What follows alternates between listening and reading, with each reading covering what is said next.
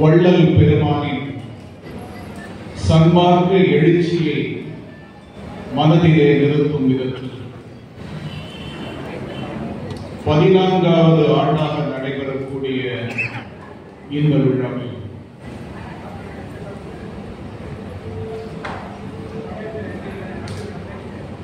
பெரியவர் பாலம் கல்யாண சுந்தரம் ஐயா அவர்கள்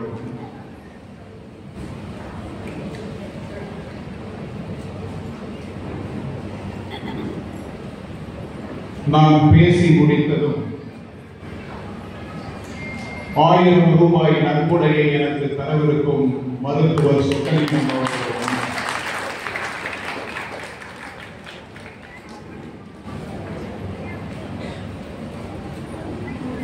உலகத்து மொழிகளிலே ஆக சிறந்த மொழியாக தன்னை பல்லாயிரம் ஆண்டுகளாக நிலைநிறுத்தக்கூடிய தமிழ் மொழியில்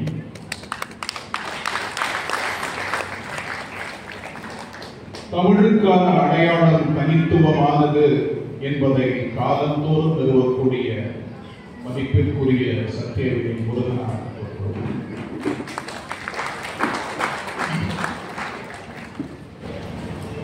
ராமலிங்கர் பணிமன்றத்தின் மூலம் வள்ளல் பெருமானின் வழிவந்த காரணத்தினாலும்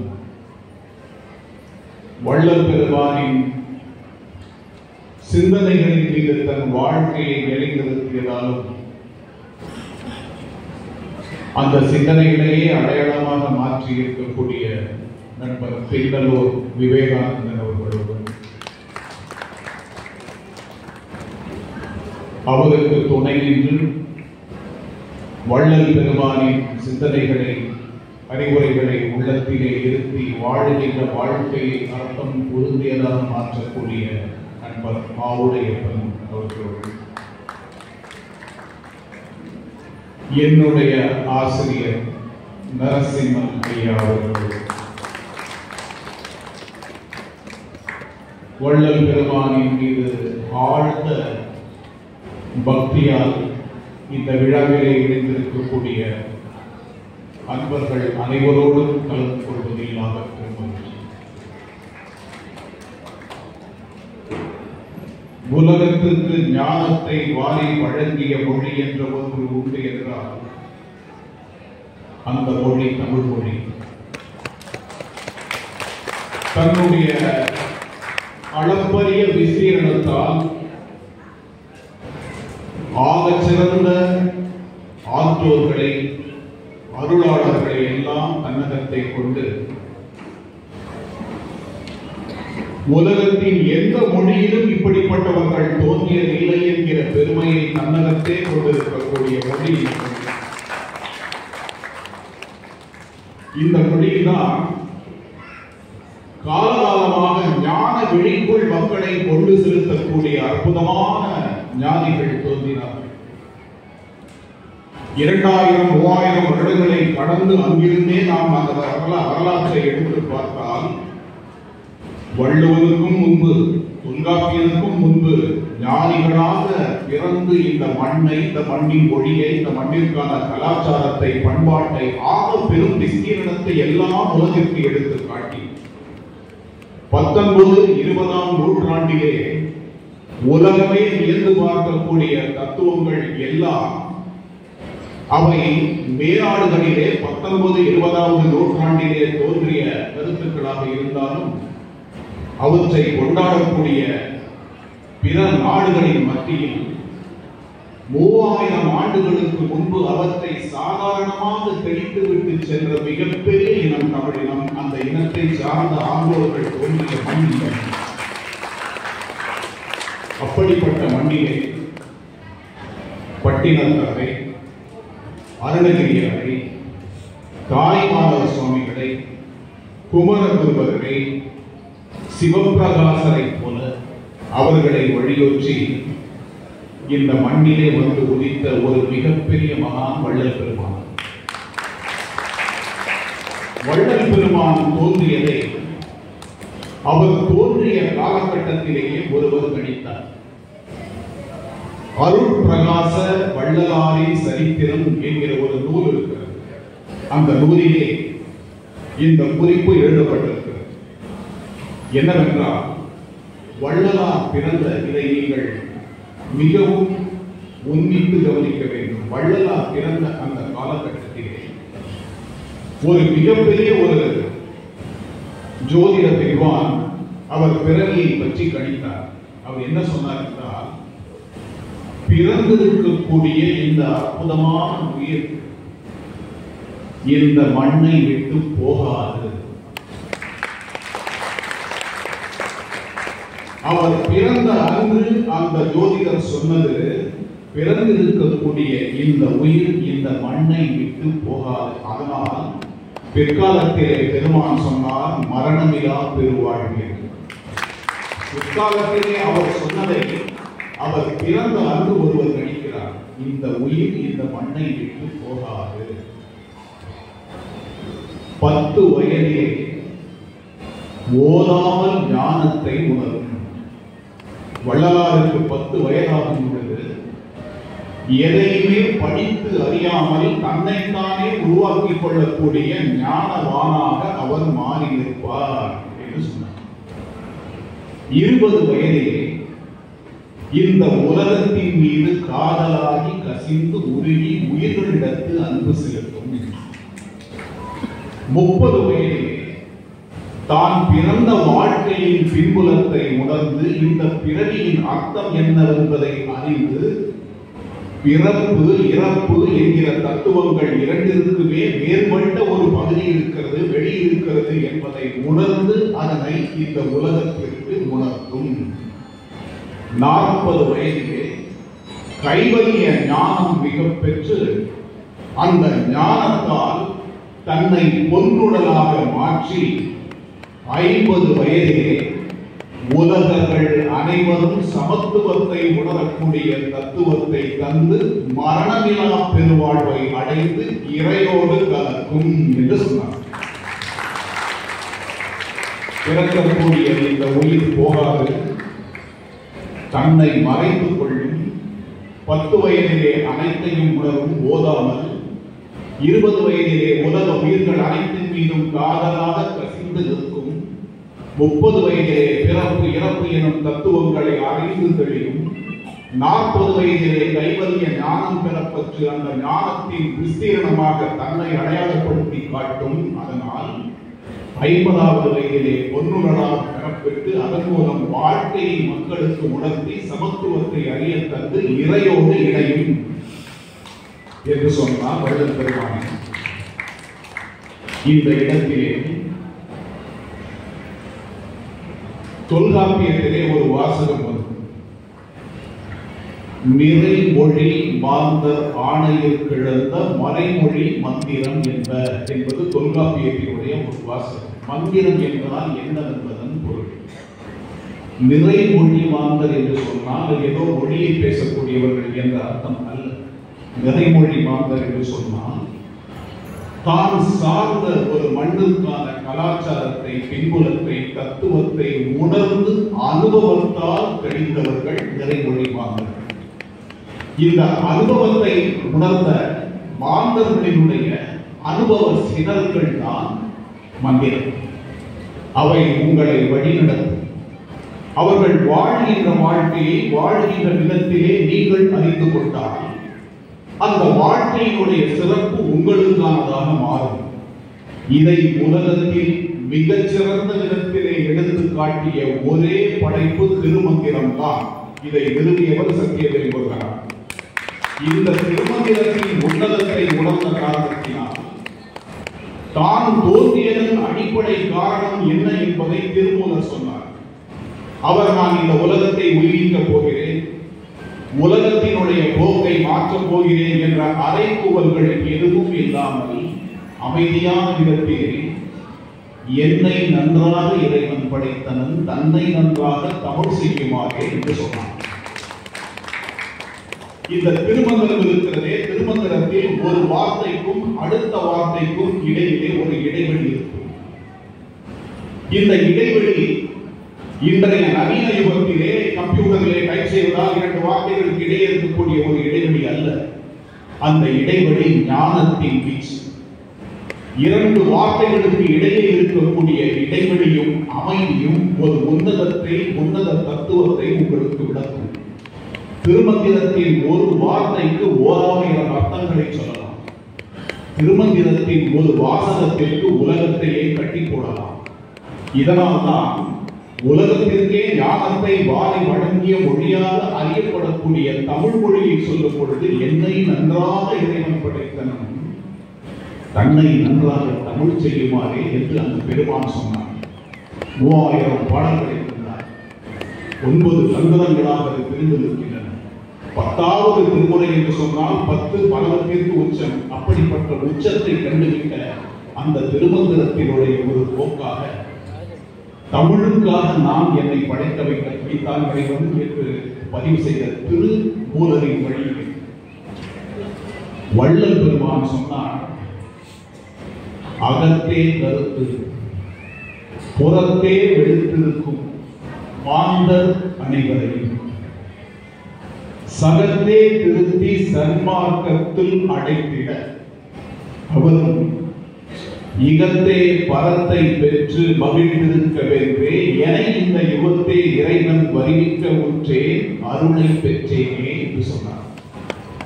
மந்திரத்தை வழங்கிய திருமூலன் சொன்னார், இந்த உலகத்திலே நன்றாக தமிழ் செய்ய என்னை நன்றாக இறைவன் படைத்தனன் தன்னை நன்றாக தமிழ் செய்யுமாறே என்று சொல்லி காட்டிய அந்த ஒரு மாபெரும் சித்தனின் வழியிலே வந்த வள்ளல் பெருமான் சொன்னார், இந்த மொழியை படைத்தல் மட்டுமல்ல, அகத்திலே கருத்து புறத்தில் மட்டும் வெளுத்திருக்கக்கூடிய இந்த மாந்தர்களுக்கு வாழ்க்கையை காட்டி உண்மையை காட்டி வெளிச்சத்தை காட்டி இதுதான் இறைவனுக்கான பாதை என்பதை காட்டி அவர்களை மகிழ்விக்க செய்யக்கூடிய உன்னதமான ஒரு படைப்பை ஒரு பணியை இறைவன் எனக்கு இட்டதால் இந்த மண்ணிலே நான் தோன்றினேன் என்று தன்னை உணர்ந்து விட்ட வள்ளல் பெருமான் அதை சொல்லிவிட்டு அடுத்ததும் சொன்னார், பொய் புகழே புனைந்து உரையே சத்தியம் சொல்கின்றேன், நான் உரைக்கும் வார்த்தையெல்லாம் நாயகன் தன் வார்த்தை என்றோ என்று சொன்னார். நீங்கள் அனைவரும் மனதில் எழுதி வைத்துக் கொள்ளுங்கள். இன்னும் சற்று நேரத்திலே மருத்துவர் சொக்கலிங்கத்தை நான் சந்திப்பேன். பொய் புகழே புனைந்துரையே சத்தியம் சொல்கின்றேன், நான் உரைக்கும் வார்த்தையெல்லாம் நாயகன் தன் வார்த்தை என்றோ என்று சொன்னார். சொல்லி பார்த்த அந்த ஒரு மாபெரும் சித்தர் இறைவனை பார்த்து வாழ்க்கையை வாழ்வதற்கான வழிமுறைகளை காட்டு, உன்னதத்தை உணரக்கூடிய வழிமுறைகளை எனக்கு காட்டு, மானுடத்தை நேசிக்கக்கூடிய அற்புதமான மனநிலையை எனக்கு தா என்று மட்டும்தான் கேட்டார். பொருளையோ வாழ்க்கையின் வசதிகளையோ பதவிகளையோ எதையும் கேட்கவில்லை. அப்பா, நான் வேண்டுதல் கேட்டு அருள் புரிதல் வேண்டும், ஆறுகளுக்கெல்லாம் நாம் அன்பு செய்ய வேண்டும். எப்படி இருக்கிறது பாருங்கள். வேற எதுவுமே அவர் கேட்கவில்லை. அப்பா, நான் வேண்டுதல் கேட்டு அருள் புரிதல் வேண்டும், ஆறுகளுக்கெல்லாம் நாம் அன்பு செய்ய வேண்டும். எப்பாரும் எப்போதும் எக்கடமும் நான் சென்று எந்தையின் அருட்புகளை எவ்விடல் வேண்டும். தப்பாத நேரில் சுத்த சிவமார்க்கம் தழைத்தோங்க எரிசோதினி அருளிடல் வேண்டும். தப்பேதும் நான் செய்யும் நீ பொருத்தல் வேண்டும். தலைவன் என்னை பிரியாத வரமும் வேண்டுவதே என்றார். இது தமிழுக்கான உன்னதமான ஒரு குணம். இறைவனை அடைதல் அறிதல் என்பது சொக்கலிங்கம் அவர்கள் சொன்னதற்கான இடை இப்பொழுது. இறைவனை அடைதல் என்பது நீங்கள் பிறருக்கு விட்டுக் கொடுத்து வாழ கற்றுக் கொள்ளுங்கள் என்று சொன்னார். சொக்கலிங்கம் அவர்கள் சொன்னார். வள்ளலாரை தாண்டி ஒன்று சொன்னார். அது என்னவென்றால், நீங்கள் இந்த மண்ணிலே பிறந்திருக்கிறீர்கள், உங்களுக்கு கிடைக்கக்கூடிய வாய்ப்புகளை நீங்கள் பயன்படுத்துகிறீர்கள். ஒருவர் மருத்துவராகலாம், ஒருவர் வழக்கறிஞராகலாம், ஒருவர் தொழிலாளராகலாம், தொழில் அதிபதியாகலாம், ஒருவர் நீதிபதியாகலாம், ஒருவர் சாதாரணமான வாழ்க்கையாகலாம். இவை அனைத்தும் ஒரு காலகட்டத்திலே உங்களை விட்டு செல்லும். நீங்கள் இனி தேடிவிட முடியும் என்று நீங்கள் நம்பக்கூடிய செல்வங்கள், நீங்கள் அடைந்திருக்கக்கூடிய வாழ்வு, அடைய முடியும் என்று நீங்கள் யோசித்து வைத்திருக்கக்கூடிய பதவி, இவை அனைத்தும் ஒரு காலகட்டத்திலே அழிந்து செல்லும். அழியாமல் இருக்க போவது எது என்னவென்றால், மானுடர்களாகிய நீங்கள் முதலில் உங்களை உணர தலைப்படுங்கள். உங்களை உணர தலைப்படுவதின் அடுத்த கட்டம், உங்களில் இருந்து சிறிது சிறிதாக நீங்கள் விலகுவீர்கள். உங்களில் இருந்து நீங்கள் சிறிது சிறிதாக விலக முடியும் என்றால், அந்த விலகி செல்லக்கூடிய தன்மை உங்கள் எதிரிலே அமர்ந்திருக்கிறார்கள் அல்லவா, இவர்கள் அனைவரும் நாமும் ஒன்று என்கிற முதல் படிகள். அனைவரும் நாமும் ஒன்று என்கிற சிந்தனையும் அறிதலும் தெளிதலும் உங்களுக்கு கிட்டிவிட்டால், அது தானாகவே உங்களை அடுத்த கட்டத்திற்கு அழைத்து செல்லும். அது என்னவென்றால், இறைவனை நோக்கிய பயணம். இறைவனை நோக்கிய அந்த பயணத்திலே நீங்கள் காலடி எடுத்து வைத்து உங்களை உணர்ந்து பிறரை அறிந்து நீங்களும் அவர்களும் ஒன்று என்கிற அந்த சமத்துவமான தன்மை இருக்கிறது. அந்த தன்மையை பெற்றுவிட்டால் இறையோடு கலந்து நிற்கக்கூடிய அடுத்த கட்டம் உங்களுக்கு சித்திக்கும் என்று சொன்னார். அதுதான் வள்ளலார் கண்ட சமத்துவம். இதே அவர் சொன்னதற்கான பதில், தன்னை அறிந்து தான் என்பவர்கள் என்கிற தத்துவம். தன்னை அறிந்துதான் உலகத்தில் உன்னதமானது. தன்னை அறிந்தவனுக்கு உலகம் புரியும், பிற உயிர்கள் தெரியும், இறை தானாகவே வந்து சேரும். இதை சொன்னவர் வள்ளலார். இதனால்தான் சமத்துவ சுத்த சத்திய சன்மார்க்க சங்கம் எல்லாவற்றையும் ஆரம்பித்து திரு அருட்பாவினுடைய 6 பகுதிகளிலே 5 பகுதிகளை தோத்திரங்களாக்கி 6வது பகுதியை சாத்திரமாக்கி, அந்த 6வது பகுதியை நீங்கள் படித்து பார்த்தால், அந்த 6வது பகுதி உங்களை உங்களுக்கு காட்டும். முதலிலே உங்களை அறிந்துவிட்ட உங்களுக்கு அது வாழ்வின் உன்னதத்தை அடுத்து எடுத்து காட்டும் என்று பதிவு செய்தவர் அதனுடைய முதல் வாசகமாக, அடிப்படை வாசகமாக எதை வைத்தார்? நான் இன்பத்தை அடைந்து விட்டேன், கருணையை கொண்டு விட்டேன், இறைவனை பார்த்து விட்டேன் என்றெல்லாம் சொல்லவில்லை. இன்று வருமோ, நாளைக்கு வருமோ, மற்ற என்று வருமோ அறியேன் எக்கோவே துன்று மலக மாய அகற்றி வெளிக்குள் வெளிக்கடந்து சும்மா இருக்கும் சுகம் என்று சொன்னார். வள்ளல் பெருமானின் வாசகங்கள், அவருடைய போதனைகள், அவை எவையுமே தன்னை முன்னிறுத்தி தன்னை வள்ளலார் என்று அழைப்பதையே விரும்பாத ஒரு மகா ஞானியர். தன்னை முன்னிறுத்தாமல் தனக்கான விஷயங்களை எடுத்துச் சொல்லாமல், இந்த மண்ணை சார்ந்த மக்கள், இந்த மண்ணிற்கானவர்கள் எப்படி வாழ வேண்டும், இறைவனை அடைவது எவ்விதம், அருகில் இருக்கக்கூடிய உயிர் நீதான் என்பதை உணர வேண்டும் என்பதை ஸ்தாபித்து காட்டி, அதனால்தான் தேவார திருவாசக பதில்களிலே இருக்கக்கூடிய பல்வேறு தலங்களை சென்று பார்த்தவர்கள் தமிழகத்திலே 267 பாடல் பெற்ற தலங்கள் இருக்கின்றன. இந்த பாடல் பெற்ற தலங்களினுடைய மகத்துவத்தை எல்லாம் கற்று தெளிந்தவர் வள்ளலார்.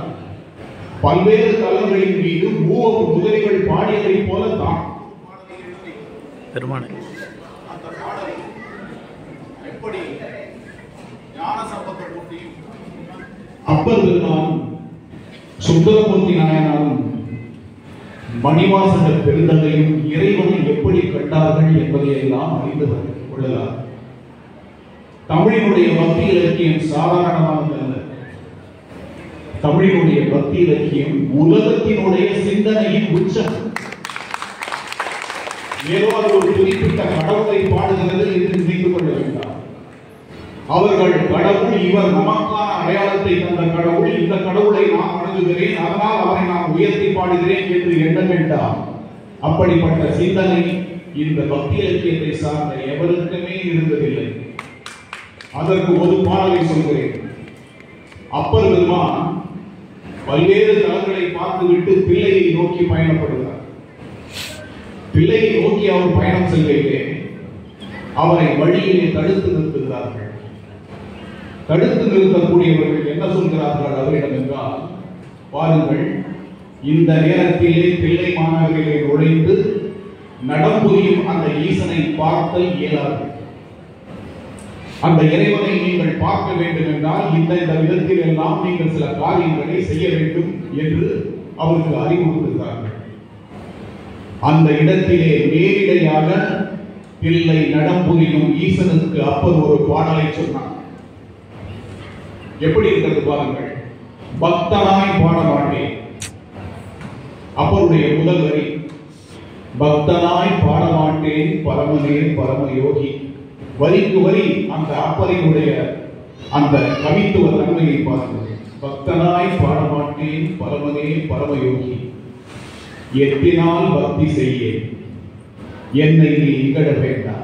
முத்தனே மூல முதல்வனே தில்லை என்பதற்காடுகிற அத்தா நீ நாடல் காண்பேன் அடியனே வந்தவாறே என்று சொன்னார்.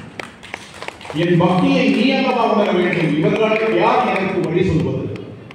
நான் பக்தனாக மட்டும் பாட மாட்டேன் பரமனே. ஆனால் நீ சாதாரணமானவன் அல்ல, நீ பரமயோகி. உனக்கு தெரியாதா நான் என்ன செய்ய வேண்டும் என்று? பக்தனாய் பாட மாட்டேன் பரமனே பரமயோகி, எத்தினால் பக்தி செய்ய. இந்த விரட்டல் உருட்டெல்லாம் எண்ணிட வேண்டாம், அதுக்கெல்லாம் என் பக்தி வராது.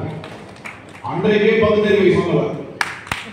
பக்தனாய் பாட மாட்டேன் பரமனே பரமயோகி, எத்தினால் பக்தி செய்ய என்னை நீ இகழ வேண்டாம். முத்தனே மூல முதல்வனே தில்லை என்பதற்காடுகிற அத்தா நீ நாடல் காண்பேன் அடியனே வந்தவாறே என்று பதிவு செய்த அப்பர் பெருமானின் அந்த பாடல் பக்தியின் உச்சத்தை காட்டும். இறைவனை எனக்கும் இறைவனுக்கும் இடையில் யார் காட்டுவது இறைவன் இவன் என்று இந்த கேள்விக்கு சங்கத்தமிழ் பாடல் வந்து 2000 ஆண்டுகளுக்கு முன்பு பதில் சொல்கிறது. பலருக்கு இந்த பாடல் தெரிந்திருக்க வாய்ப்பில்லை. நீங்கள் ஏதாவது நடனமாடக்கூடிய அந்த இறைவன் என்ற கேள்வியை எழுப்பினால் அதற்கு ஒரு அனைவரும் அறிந்த ஒரு பாடல் இருக்கிறது. புனித்த புருவமும் பௌவை சொல்வாயின் முன் செருப்பும் பனித்த தடையும் பவளம் போல்வே இதில் பார்வையிலும் நீத்த உடைய எடுத்த ஒரு பாவமும் காணப்பெற்றால் மனித நிகழ்ச்சியின் விடுவதிலே இந்த மாநிலத்தை இது நடப்புரியக்கூடிய அந்த இறைவன் அனைவரும் அறிந்த பாடல். இந்த பாடல் எழுதப்பட்டதற்கும் ஆயிரக்கணக்கான ஆண்டுகளுக்கு முன்பு இன்னொரு பாடல். அந்த பாடல் நடம்புரியும் அந்த நாயகனை அப்படியே வடிவெடுத்து காட்டும். ஒரு கால் ஊன்றி, ஒரு கால் ஏற்றி, ஒரு கை மறைத்து, ஒரு கை அமைத்து, இரு கையில் ஆக்கவும் அருவியும் சேர்த்து, அது ஒரு ஆக்கும் அம்மை கூத்து ஆட்ட பெருவழி நடிக்கும் பெருமான் என்று முடித்த பாடல். ஒரு காலை நிலத்திலே ஊன்றி, ஒரு காலை தூக்கி, ஒரு கையை மறைத்து, பயப்படாதே காட்டி, ஒரு கையில் ஆக்கவும் மறு கையில் மறுப்பும் சேர்த்து, இப்படியெல்லாம் செய்த அந்த இறைவன் யார்? அது ஒரு ஆக்கும் அம்மை கூத்து ஆட்ட பெருவழி. அந்த பெருவழி அந்த சராசரங்களையும் அனைத்தையும் தன்னுள் அடக்கி அடுத்தது தத்துவத்தின் ஆகச்சிறந்த வடிவங்களை உலகிற்கு காட்டி அந்த தத்துவங்களின் உச்சம்தான் தன்னிலிருந்து வெளிக்கிளம்பும் அணு துகள்களான இந்த உலகம், இந்த உயிர்கள் அனைத்தும் என்பதை நிறுவி தன்னிலிருந்து பிரிந்த அணுத்துகள் உயிர்கள் மீண்டும் தன்னையே வந்து அடைய செய்யக்கூடியது சிவ தத்துவம் என்பதை நிலைநிறுத்தி, அதனால்தான் உலகெங்கும் இன்று நடராஜ தத்துவத்தை தங்கள் வாயிலே வைக்கக்கூடிய பெருமை பெற்றிருக்கின்றனர் என்பதை எல்லாம் உணரத் தந்து 1000 ஆண்டுகளுக்கு முன்பு இருக்கக்கூடிய அந்த சிவ தத்துவத்தை உணர்ந்து விட்ட ஒரு மாபெரும் ஞானியான வள்ளல் பெருமான் சொன்னார், இன்று வருவோ நாளைக்கு வருவோ என்று வருவோ வெளிக்குள் வெளிப்படந்து சும்மா இருக்கும் சுகம் என்று சொன்னார். இப்பேற்பட்ட உன்னதத்தை தந்த அந்த மகாநாடி வள்ளல் பெருமான் காட்டிய வழி உலகத்தை உயர்த்த வழி.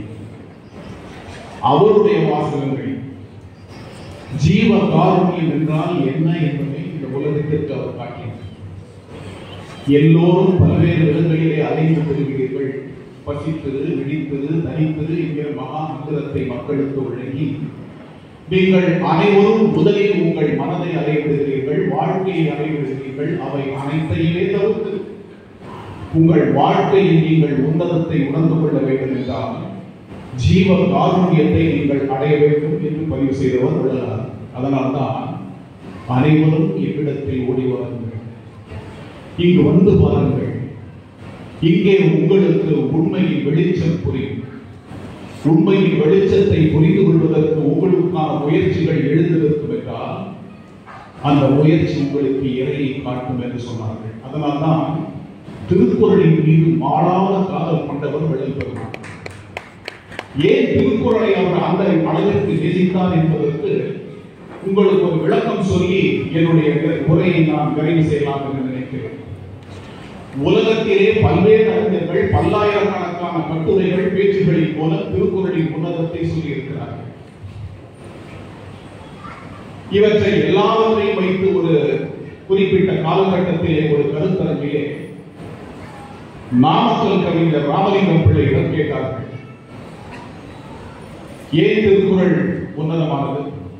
ஏனென்றால் திருக்குறளில் ஒன்றுமில்லை என்று சொல்லி பார்த்த காலம் இருந்தது. அது எந்த காலகட்டத்திலும் தன்னை அழிப்பதற்கு எந்த சக்தியும் இல்லை என்பதை நிறுவி காலங்களை யுகங்களை கடந்து என்றும் எழுது. அந்த திருக்குறளை பற்றி நாமக்கல் கவிஞரிடம் கேட்டார்கள், என்ன என்றார், ஏன் திருக்குறளை உயர்த்தி பிடிக்கிறீர்கள்? அவர் சொன்னார், உலகம் தோன்றியதிலிருந்து இன்று வரை ஞான தேடலிலேதான் ஞானிகள் அலைந்து திரிகிறார். ஞான தேடல் என்றால் எது உண்மை எது வெளிச்சம் என்பதை அறிவது.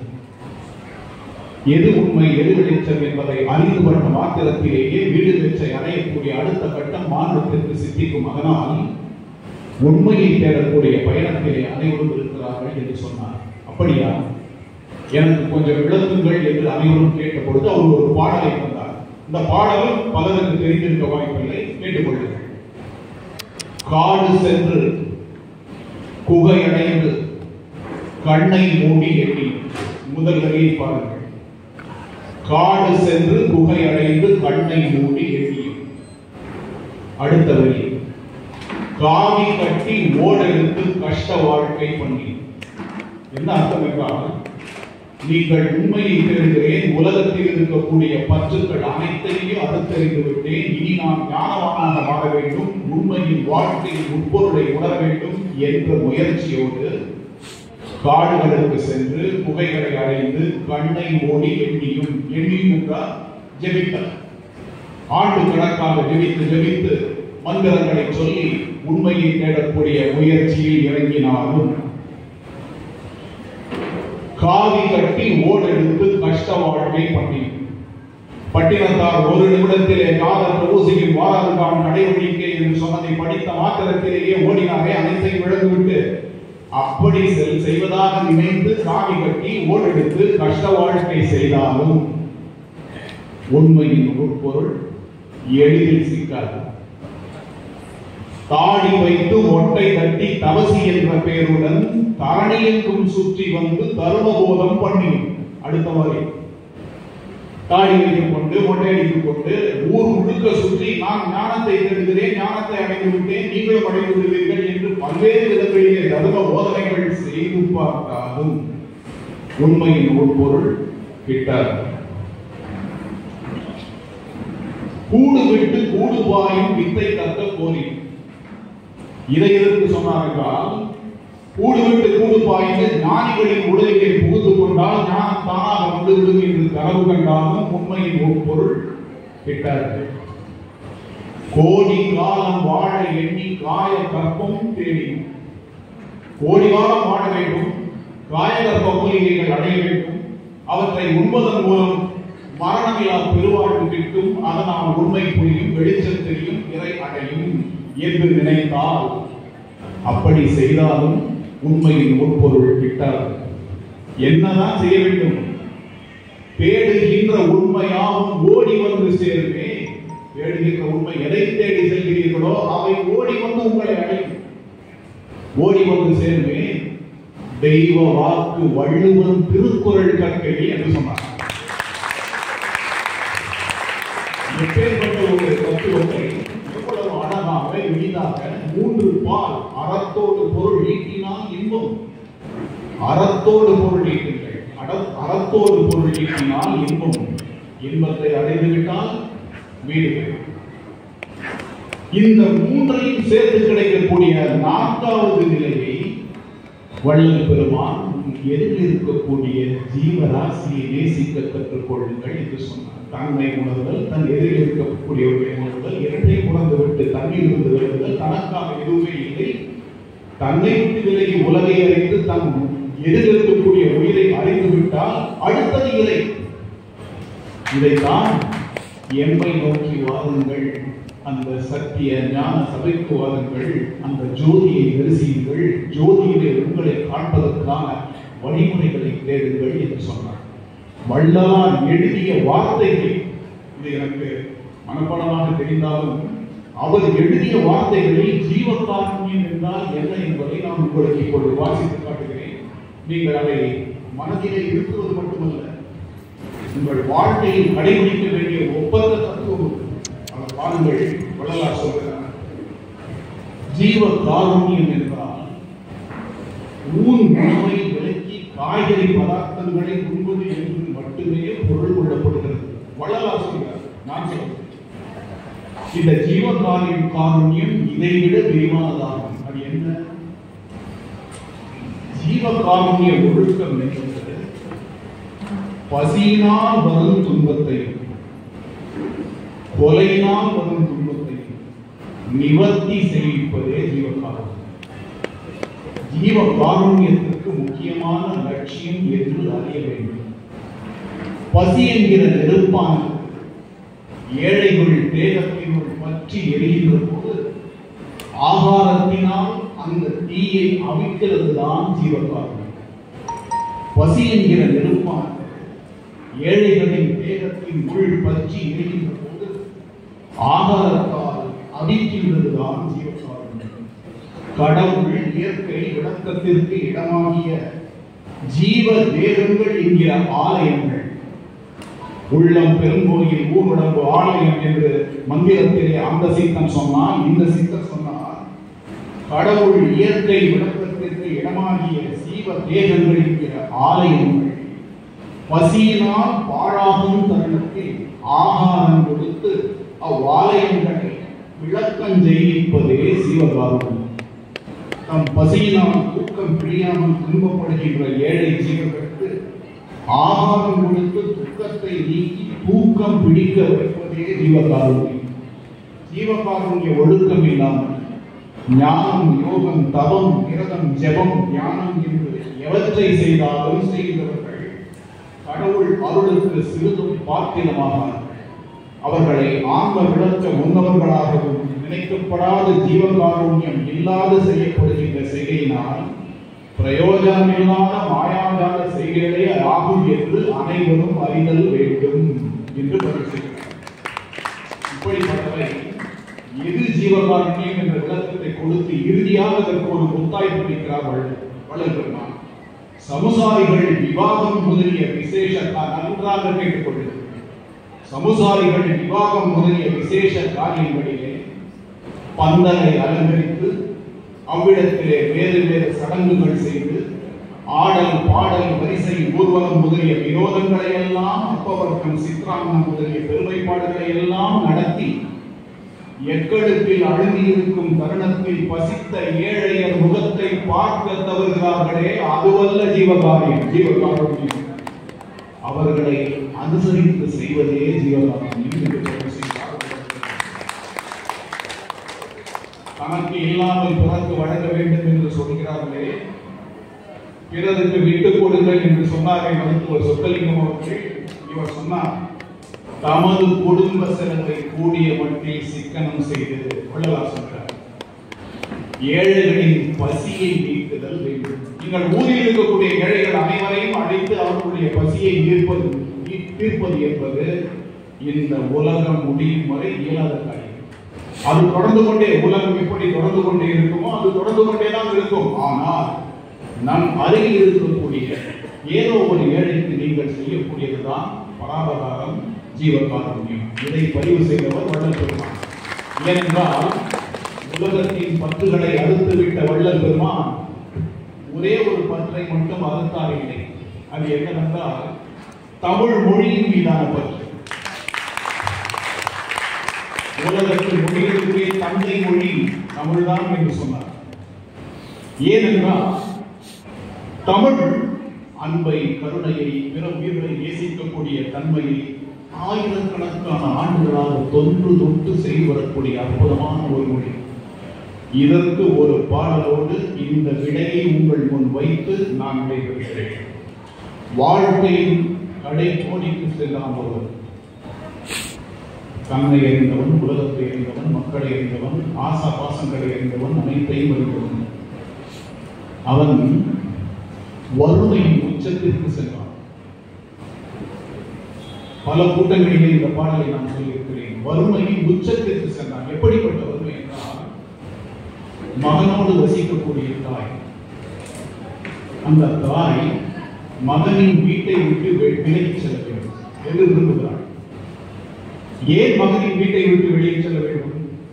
மகனால் தனக்கே ஒருவாய் சோறு சாப்பிட முடியாத வறுமை. அவன் வறுமை என் வறுமையும் சேர்ந்து பொழுது மிகப்பெரியதாக மாறுகிறதே, அவனை விட்டு வெளியிடுகிறது என்று நரைத்த முடியோடு பஞ்சடைந்த கண்ணோடு இருக்கக்கூடிய தாய் விரும்புகிறார். மனைவி கையையும் காலையும் சுற்றி இருக்கக்கூடிய குழந்தைகளுக்கு பால் கொடுக்கும் வழியில்லாத வற்றிவிட்ட முறையோடு தன்னை பற்றியும் குழந்தைகளை பற்றியும் வாழ்க்கையை பற்றியும் சிந்திக்க கூட முடியாத ஒரு மனநிலையில் இருக்கிறார். இதுதான் அவன் வறுமை. அவன் வறுமையின் தாக்கம் தாங்க முடியாது தன் நண்பனை சென்று பார்த்தான். அந்த நண்பன் யார் என்றால், தன்னுடைய வள்ளல் தன்மையால் உலகத்தையே ஈர்த்த குமணன் என்கிற வள்ளல். அந்த குமணனை போய் இந்த புலவன் பார்க்கிறான். இந்த புலவன் சாதாரணமானவன் அல்ல. இவன் தமிழின் உச்சம் கண்டவன், அனைத்தையும் அறிந்தவன், பெருஞ்சித்திரனார் என்பது அவன் பெயர். குமணனை போய் பார்க்கிறான். இருவரும் நண்பர்கள். இவனை பார்த்த மாத்திரத்திலேயே குமணன் அவனை கேட்கிறான், என்ன இப்படி இருக்கிறாய், எப்படி இருக்கிறாய், ஏன் இப்படி இருக்கிறாய் என்று கேட்கிறான். அதற்கு அவன் சொன்னான், கேட்டுவிட்டாய், சொல்கிறேன். காலையில் எழுந்து வீட்டின் பின்புறத்திலே இருக்கக்கூடிய குப்பை வீட்டிற்கு சென்று அங்கே அன்று வந்திருக்கக்கூடிய கீரையை பறித்து வருவேன். அந்த கீரையை பறித்து வந்து அடுப்பிலே ஒரு சட்டி வைத்து அதை நீரை ஊற்றி உலையை ஏற்றி அந்த கீரையை அதில் போட்டு கொதிக்க வைத்து சுவைக்காக சிறு உப்பு சேர்க்கலாம் என்றால் வீட்டில் உப்பு கூட இல்லாத வறுமை. தமிழருக்கு ஒரு பண்பாடு உண்டு. ஆதி காலம் தொட்டே உப்பு மட்டும் இலவசம். அப்படிப்பட்ட வாழ்க்கை வாழ்ந்த காலகட்டத்திலே இவன் சொல்கிறான், சுவை சேர்க்க உப்பு இல்லாத வறுமை என்பது. மோர் ஏதேனும் வேண்டும் என்று கேட்டால் அதற்கெல்லாம் வழி இல்லை. இப்படிப்பட்ட வாழ்க்கையை நான் வாழ்ந்து கொண்டிருக்கிறேன் என்று சொன்னான். கண்கள் கொப்பளிக்க காலத்திற்கும் உன்னை வறுமை அண்டாது என்று அளவற்ற செல்வங்களை குமணன் வாரி வழங்கினான். இந்த பாடலுக்கும் வள்ளலாருக்கும் ஒரு சம்பந்தம் இருக்கிறது. அதனால் சொல்றேன், அளவற்ற செல்வங்களை வாரி வழங்கினான். அந்த செல்வங்களை குமணன் வழங்குவதற்கு காரணமாக இருந்த அந்த பாடல் குப்பை கீரை கோய்கள் நகைத்த முற்றா இளம் தளிர் கோய்ந்து கொண்டு நீரை உலையாக ஏற்றி உப்பின்றி அவள் பதம் மோரின்று அவள் பதம் மறந்த. நான் முதலில் சொன்ன பொருளுக்கான பாடல். ஏகப்பட்ட செல்வங்களை குவித்து விட்டான் குமணன். அனைத்தையும் எடுத்து வீட்டிற்கு கொண்டு வந்தான். வீட்டிற்கு கொண்டு வந்து மனைவி அழைத்தான். பார்த்தாயா, நட்பின் இலக்கணமான குமணன் வழங்கிய செல்வத்தை பார்த்தாயா, காலகாலத்திற்கும் இனி ஒரு பொழுதும் வறுமை நம்மை அணுகாது என்று அவன் சொல்ல. அவன் சொன்னான், அந்த பாடலை பாருங்கள். நின்னயந்து உரைதற்கும் நீ நயந்து உரைதற்கும் பல்மான் கற்பின் நின் கிளை உலகோர்க்கும் கடும்பின் கடும்பசி தீர யாழமின் நெடுங்குறி எதிர்ப்பை கல்வியோர்க்கும் இன்னோர்க்கு எண்ணாது என்னோடும் சூழாது வல்லாங்கு வாழும் என்றும் எண்ணாது எல்லோருக்கும் கொடுமதி மனைக்கிழவோயே படத்தூங்கு முதலத்திற்கிழவன் திருந்து மேற்குமணன் நைகிய வடனே என்று சொன்னான். மின்னயந்து உரைதற்கும் உன்னை நாடி வந்தால் நீ அவசியம் உதவி செய்வாய் என்று உன்னை தேடி வருகிறார்களே அவர்களுக்கு கொடு. நீ நயந்து உரைதற்கும் ஒரு காலகட்டத்திலே வறுமையால் சிக்குண்ட பொழுது உன்னை நாடி வந்து உனக்கு உதவி செய்தார்களே அவர்களுக்கு கொடு. கடும்பின் கடும்பசி தீர யாழனின் நெடுங்குறி எதிர்ப்பை நல்கியோருக்கும் நீ அவர்களுக்கு உதவினர் என்பதால் உதவி செய்வாய் என்ற எதிர்பார்ப்போடு முகத்திலே அந்த கவலையை காட்டுகிறார்களே அவர்களுக்கு தேடி சென்று கொடு.